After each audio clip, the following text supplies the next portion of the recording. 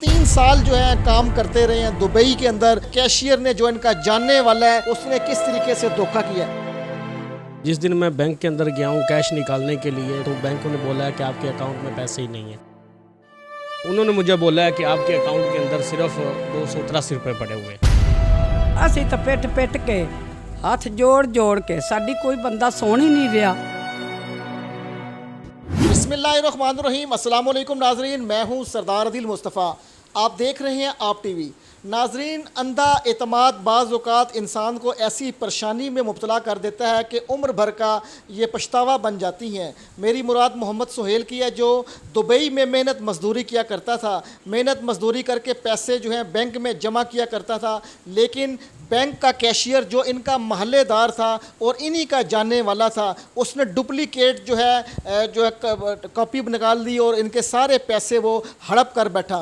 सारी तफसीलात मैं मोहम्मद सुहेल से ही पूछूंगा और इसी से जान लूँगा कि इसके पैसे कहाँ गए। अस्सलाम वालेकुम सुहेल। वालेकुम सलाम। सुहेल, बताएं, आप दुबई गए, 3 साल आप दुबई में मेहनत मजदूरी करते रहे और पैसे आप बैंक में जमा करते रहे और यही खुशफहमी थी कि आपके पैसे जमा हो रहे हैं। अचानक आपके पैसे बैंक से आपको पता चला कि बैंक में पैसे मौजूद ही नहीं हैं, तो आप पे क्या गुजरी? मेरे पास तो सर जी खौफ तारी हो चुका था। ठीक है, जिस दिन मैं बैंक के अंदर गया हूँ कैश निकालने के लिए, मेरी भांजी की शादी थी, मैं कैश निकलवाने के लिए गया हूँ आगे, तो बैंक ने बोला है कि आपके अकाउंट में पैसे ही नहीं हैं। ठीक हो गया।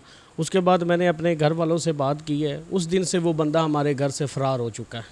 जिस दिन उसको पता चला है कि ये वापस आ गया, उस दिन से वो बंदा फ़रार है।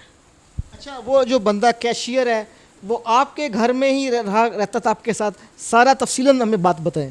जी सर, जिस दिन से मैं आउट ऑफ कंट्री दुबई के अंदर जॉब करने के लिए गया हूँ, तो वो उसी दिन से हमारे घर के अंदर है। ठीक है, खाना पीना रहना, कपड़े वगैरह धो कर देने, सब कुछ मेरी फैमिली उसको करके देती रही है। ठीक है, उसके बाद जिस दिन मैं वापस आया, वो आपके घर कैसे आया? क्या आपका रिश्तेदार था, जानने वाला था? उसको कैसे आपने अपने घर में पनाह दी? जी वो हमारे जानने वाला है, हमारे घर के साथ उसका घर है। बेसिकली हम पीछे ननकाना साहब हैं, सैयद वाला के साथ हमारा गांव है, चक नंबर 15/67। ठीक है, उधर के हम रैशी, हमारा साथ घर है। ठीक है, और बहुत पुराना तल्लुकात है उनके साथ हमारा। ठीक है, तो उस तल्लुकात को देख कर मद्देनज़र रखते हुए इसको अपने घर में जगह दी। ठीक है, कि घर के अंदर कोई और फ़र्द नहीं था, चलो एक लड़का घर के अंदर है, तो लेकिन उसने उसका नाजायज़ फ़ायदा उठाया। ठीक है, अच्छा, नाजायज़ फ़ायदा उठाया। और वो बैंक में कैशियर था? जी, वो बैंक के अंदर, बैंक इस्लामिक लालक जान चौक के अंदर वो जॉब करता रहा है।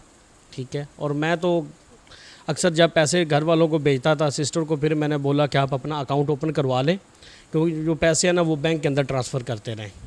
ठीक है, तो उन्होंने मुझे बोला है कि ठीक है मैं करवा लेती हूँ। तो फिर उस लड़के का नाम है मोहम्मद फ़ारूक। ठीक है, तो फ़ारूक ने सिस्टर को बोला कि आप मेरा जो बैंक का है ना उसके अंदर आप अकाउंट ओपन करवा लें। ठीक है, वो सिस्टर को लेकर गया है अपने बैंक के अंदर, उसने सिस्टर का अकाउंट ओपन करवाया है। उधर उसने अपना मोबाइल नंबर दिया है, हमारा मोबाइल नंबर भी नहीं दिया। अकाउंट आपकी सिस्टर का और उसने नीचे मोबाइल नंबर अपना दे दिया? जी सर, अकाउंट मेरी सिस्टर का है और जो मोबाइल नंबर है वो उसने अपना दिया हुआ है। आपकी सिस्टर कोई इतना वो सीधी होंगी या इतना पढ़ा लिखी नहीं होंगी, कैसे आपको ये नहीं हुआ कि अकाउंट उनका और नंबर कैशियर का? क्योंकि हमारी फैमिली जो है ना वो पढ़ी लिखी नहीं है। मेरी फैमिली के अंदर सिर्फ एक मैं पढ़ा लिखा हुआ हूँ। ठीक है, अबू हमारे की डेथ हुई है, ओनली सिर्फ फैमिली के अंदर मैं पढ़ा लिखा हूँ हमारे ख़ानदान में, और भी लेकिन मेरी फैमिली के अंदर जो है ना सिर्फ मैं ही हूँ। तो आपके हाथ में ये रसीदें भी हैं, ये कितने चेक्स हैं, ये देखें नाजरीन, ये सारे जो हैं चेक्स जो हैं डिपॉजिट हुए हैं, उस कैशियर ने सारा इनका पैसा निकलवाया है। आपने सिर्फ 3 चेक जो हैं खुद निकलवाया? हमने सर एक चेक भी जो है ना नहीं निकलवाया। एक चेक भी नहीं निकलवाया? क्योंकि उनको ज़रूरत ही नहीं पड़ी। ठीक है, कि कभी ज़रूरत, वो घर के अंदर मेरी सिस्टर क्लिपिंग का काम करती हैं। ठीक है, वो घर का सिस्टम उधर से चला लेती हैं। अच्छा, ठीक है, घर का सिस्टम चल रहा था और ये सारे के सारे आप स्क्रीन्स पे देख रहे हैं, एक दत्था है, पलंदा है, क्योंकि ये 3 साल जो है काम करते रहे हैं दुबई के अंदर, मेहनत मजदूरी से अपना करते रहे हैं, लेकिन जो है कैशियर ने जो इनका जानने वाला है उसने किस तरीके से धोखा किया। अच्छा, आपको फिर कैसे पता चला कि यकदम के आपके अकाउंट बिल्कुल नील है? जी मैं भांजी की शादी करनी थी हमने, तो हमने दिन वगैरह रख लिए थे उनके। ठीक है, तो मैंने सिस्टर को बोला कि आप ना मुझे एक चेक दे दें, उसके ऊपर अंगूठे लगा के दें, कोई फ़ोटो अकाउंट था उनका। ठीक है, कि अंगूठे लगा के दें कि मैं बैंक के अंदर से ना कैश लेकर हूँ। वो मेरे पास चेक भी है जो मेरी सिस्टर ने अंगूठे लगा के मुझे दिए। 1,10,000 का वो चेक मैंने कैश करवाने के लिए गया हूँ। तो आगे से मुझे बैंक मुलाजिम बोला है, कैशियर बोला है कि भाई जिसका अकाउंट है आप उसको लेकर आएँ, ठीक है। और जब मैंने फिर दोबारा घर आया हूँ, अपनी सिस्टर को साथ लिया है, बैंक के अंदर गया हूँ, तो बैंक वालों को मैंने बोला है जी मेरी सिस्टर आ गई, इसका अकाउंट है। तो उन्होंने मुझे बोला है कि आपके अकाउंट के अंदर सिर्फ 283 रुपये पड़े हुए हैं।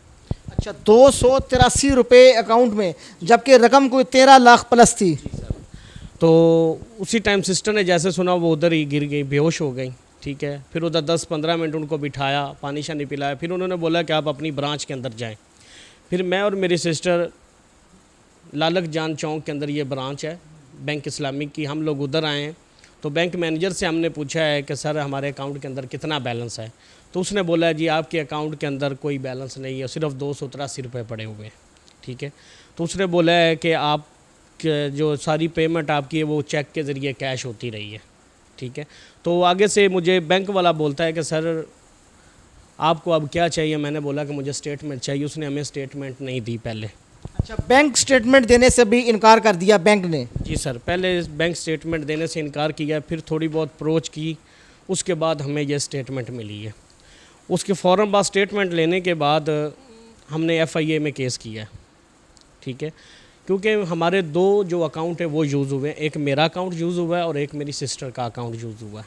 अच्छा, ठीक है। आपने ये तो सारी बात चल रही है, आपने ये भी बताया था कि आपकी सिस्टर का इसी वजह से जो है अपना इसी परेशानी की वजह से वो इस जहान फ़ानी से कूच कर गई।